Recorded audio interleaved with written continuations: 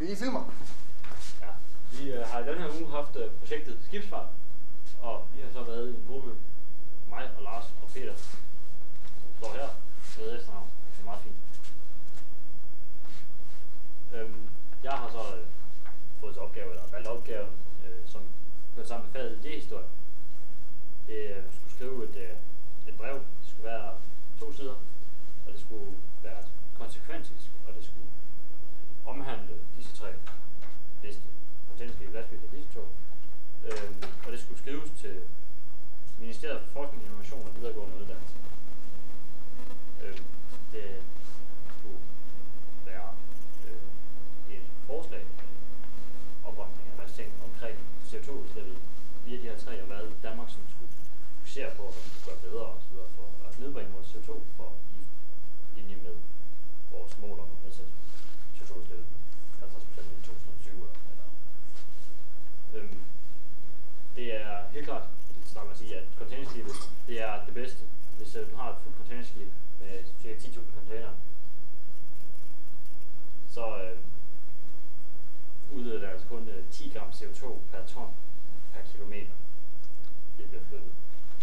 Og hvor en lastbil, der er sådan, nogle af de bedste lastbiler, de ryger helt vejen op på 60. Sådan der. De ryger helt op på 60 gram per ton per kilometer CO2. Det er selvfølgelig ikke ret godt.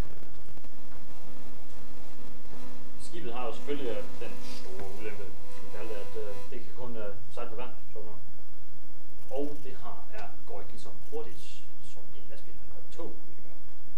Så skibet er jo helt klart bare det bedste, hvis man har lyst til at fragte noget fra A til B, og farten ikke betyder så meget, altså at det måske ikke kan nå skibet.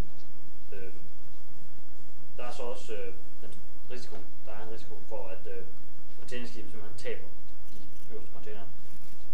Det er så ikke så godt, så mister man sine varer. Det er stadigvæk noget, som det skal fikses. Det er fandme ikke så godt, at man taber noget lort. Og så heller ikke altid de får sammen de der skide container. Det er ikke så godt. Lastbilen, det er selvfølgelig det er en lastbil. Det er alle ved, hvad en lastbil til. Det er meget godt. Udover at den selvfølgelig forurener lidt mere. Den kan det, de andre tog ikke kan. Den kan køre på vej. Det kan de andre tog ikke. Vejen, det er nok det, der er nemmest at komme til og fra. Altså, lastbilen kan komme i en lille landsby. Det kan toget nødvendigvis ikke, men der selvfølgelig er en jernbane. Det kan containerskibet ligesom heller ikke, hvis det ligger på land. Det er sådan, det kan man bruge til at fragte alt. Og dieseltoget, det er nok den hurtigste af de der. Hvis vi får noget andet blå skærm. Det er helt klart, den kører rimelig hurtigt, og den kører sådan non-stop. Hvis man f.eks. bor i Stockholm eller sådan noget, og så skal fragte noget til Italien eller et sted rum, så går jernbanen jo hele vejen derned. Så sætter man det op på toget, og så kører toget. Toget det stopper bare ikke før. Dieseltoget, det har bedre CO2 end lastbilen, men dårligere end containerskibet. Det er et godt alternativ, men det er stadigvæk selve toget, det udleder rigtig meget lort. Ikke så gode partikler. Og siden dieseltog, det er en meget gammel opfindelse, så det er rigtig, rigtig svært at få forbedret på det. Det er forbedret på dieseltog, altså. Det har vi haft 150 år til at prøve på, så vi er i gang. Men altså noget af det sidste nye, det er nogle bremser, man kan sætte på, som opfanger kraften i toget, når det bremser. Og det skal så læres til næste gang toget begynder at accelerere. Det gør accelereringsprocessen hurtigere for toget, det vil sige at transporttiden går ned for toget, og at det kræver mindre benzin. Diesel selvfølgelig. Det er den proces i togtransport, der er de dyreste, kan man kalde det, i forhold til diesellageret. Så det er så rigtig godt, hvis det får lov at løbe med. Ifølge lastbilen, så er den nemmeste måde at gøre det på, det er at sætte en eller to solceller placeret på ringen, hvor store solceller og store tag på lastbilen, så have batteri. Og så simpelthen, i stedet for at bruge dieselgenerator, som sidder i bilen, så bruge det batteri, man får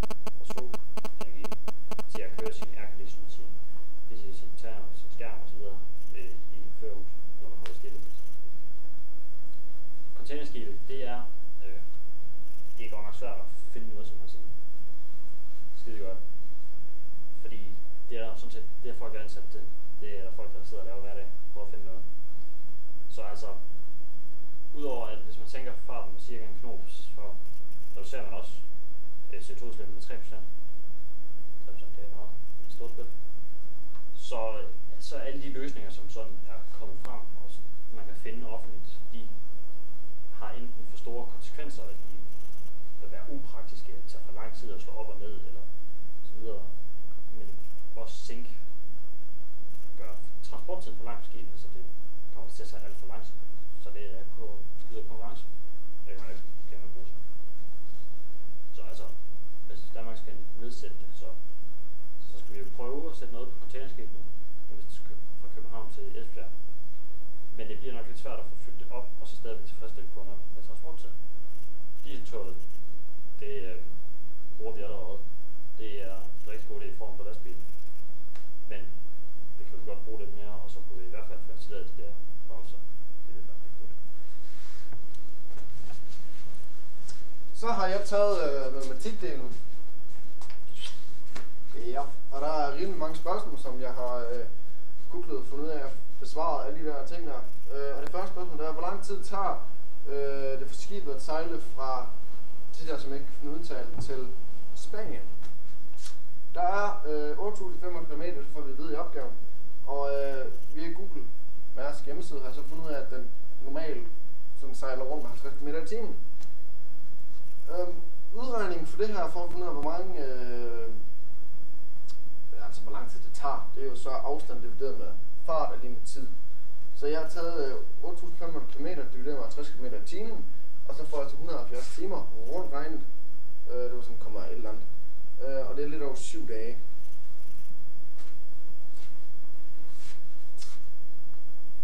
Næste spørgsmål er at finde ud af, hvor meget brændstof skibet har brugt under sejlturen. Vi ved, den får ved i opgaven, at den bruger 1 liter brændstof eller 1 liter tykflydende olie per 4,5 meter, den flytter sig. Og eftersom der er 8.500 km, så er det jo lige til. Så jeg har taget 8.500 km og regnet om i meter, og det er så mange meter. Og så divideret det med kilometer literen eller meter literen. Og det giver så 1.888.899 liter brændstof har den så brugt på sejl så langt. Hvor meget brændstof, det er som bøffer. Hvor mange brændstof er der i hele skibets tank?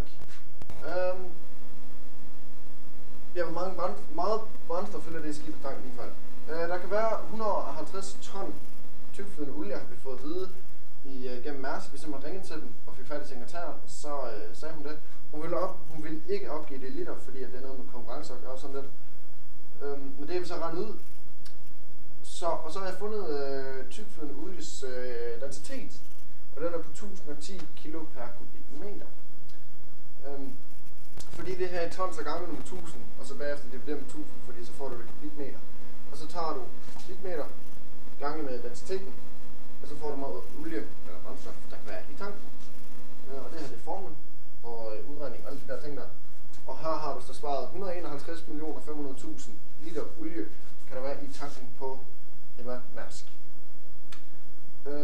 Og så har jeg så taget det, den har brugt, divideret med oprindelige tal gange 100, for at få det procent, så det er 1.888.889, som den har brugt på den tur fra det der mærkelige land der til Spanien. Og så dividerer det med, hvor meget der kan være i tanken gange 100, og det giver et svar på 1,24%. Og tanken har hun brugt på den lille tur. Når jeg har bestemt densitet af henholdsvis ren vand og mættet saltvand, bestemt der, hvor meget vand det fuldlastede skib fortrænger, hvis skibet sejler en af de to vandtyper. Så vi har fundet ud af, at et fuldlastet skib med alt på, så meget der nu en gang kan bære, det vil ringe til Mærsk igen for at finde ud af, der vejer den 170.794 ton fuldlastet. Densiteten på saltvand er 1,27, og det har Peter Bus fundet ud af ved at hans fysik skills. Og det er 1,27 gram per milliliter. Så du har det om i kilo per kubikmeter, så giver det det der, og hvis det skal være i liter, så giver det det derovre. Så hvis vi tager først saltvand, så tager vi saltvandet her, så tager vi, hvad den vejer i kilo, divideret med densiteten i kilo igen som 1,27 kilo per liter. Ja. Og det giver så meget vand skal der til for at bære saltvand. Hvis så tager densiteten på postevand eller vandhættevand, kommer man, hvad man vil kalde det, så er densiteten 0,97 gram per milliliter. Det vil sige 970 kg per kvadratmeter eller 970 kg per liter. Og samme ting igen. Vægten i kilo på selve skibet fuldt lastet, divideret med...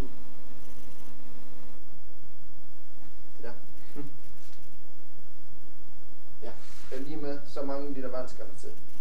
Og jeg kan se, der er en fejl lige her, der skal... Ja, det tager vi senere. Det kommer. Det er rart. Og her har du så den opgave, vi nu engang skulle lave. Ja, det er den opgave, vi nu engang skulle lave med det diagram der, for at sætte det ind i verdenshav. Og her har vi England, eller Plymouth, whatever you want to call it, som starter på 0,0, og så har vi Trinidad, som er på 67.580, sådan noget, i den stil der. Og der har vi så det der, ja. Så har vi midtvejssymbol lige der, som jeg ikke kender skæringspunkter på lige nu, men det kommer i opgaven for. Og herovre ligger vi i New York. Og fra New York til midtvejs, der er der 4.973,818 km. Og hvis man tager en direkte linje fra midtvejs til Florida kyst, så er der 4.900 km. Og hvis man tager Florida til New York, så er det 850 km. Selve vinklen, den her, den er på, den er 39,97. Og det har Geo bare reddet for mig. Så det er jo fedt nok. Bestem ligningen for den rette linje, som skibet sejler på fra Port of Spain til Plymouth. Ligningen er følgende. Y er lige med A gange X plus B. A kan regnes ud sådan her. 68 minus 0 over 5.700 minus 0. Og det er fordi, at det der skib, det er X, så det er Y på det er de to andre, der hvor den starter 0,0. Det kan vi ikke bruge sådan noget. Og de giver så det sidste, det her. 68 over 57. B er lige med 0, for det der den starter, det der hvor den skærer x-aksen, ikke? Jo. Ja, x-aksen, det er meget smule. Så den B er 0, det er derfor. At nu skærer et andet sted, så er der et andet tal med det, en anden snak. Og så kommer den sidste linje, den kommer til at se sådan her ud. 68 over 57 gange x plus 0, så har vi ligningen for den rette linje. Bestem vinklen på sejlturen og x-aksen. Og det er det igen, jeg sagde, det her Georg bare hjulpet med, og den er 39,97 grader. Peter. Ja, så jeg har så fået opgaven i at lave fysik. Så vi skulle have 3 eksperimenter med mættet vand, hvor vi har normalt postevand, og så putter vi salt i. Og så har vi en med havvand, bare vand ned fra stranden, og så postevand. Så i mættet vand, så har vi også fået jeg har fået opgave i, at jeg skulle finde saltprocenten i mættet vand og i og densiteten. Og så kan vi så sige, at i mættet vand, så formlen for det er altså saltmassen divideret med totalvægten gange med 100. Og så er det, jeg har så brugt 200 ml vand, og så har jeg så kommet til, eller fundet ud af, at der er 80 gram salt i det mættet vand der. Det skal så dividere med 200 ml gange med 100. Og så det vil så sige, at det giver så 40. Så 40% af 200 ml, det er så rent salt. Og så skulle jeg så finde ud af, hvad densiteten var. Det vil så som sagt 200 ml, jeg skulle have. Og så totalvægten for det hele, det er så 254 gram. Og så formlen, det er så rå, det er lige med M divideret med V. Og så det er jo 254 gram divideret med 200 ml. Og det er så fået frem til rå, det var så 1,27 gram per milliliter. Næste, det er det samme, det med havvand. Det er nøjagtigt det samme, saltmassen divideret med totalvægten gange med 100. Og så er det, jeg har så fundet ud af, at der er så 2 gram salt i havvandet. Så hvis du så gør på samme måde 2 gram divideret med 200 ml, som jeg har brugt, ganges med 100, det giver så 0,99%. Så meget salt er der. Ja, det er saltprocenten. Og så densiteten, det er det samme igen. Og så har jeg så fundet ud af, at der er så 202 gram i det hele. Og så samme måde igen, 200 ml divideres med volumen. Det kan se her. Det som er 200 ml, og så densiteten på saltvand, det er 1,01 gram per milliliter. Altså postevand, så i den her opgave, der skulle jeg bare finde densiteten, fordi der er ikke noget salt i postevand. Så jeg har bare brugt 200 ml vand, og så har jeg så målt det til at veje 199 gram. Og så densiteten, det er jo så samme igen jo, så det er 199 gram divideret med 200 ml. Altså densitet på vand, det er så 0,97 gram per millimeter. Milliliter. Og så har jeg fået afgivelse af, hvor meget det hele sådan i procent, der kan være fejl i det, fordi alle eksperimenter kan være en lille smule fejl. Så jeg har fået at vide, at jeg skulle regne afgivelsen af i postevand og mættevand. Og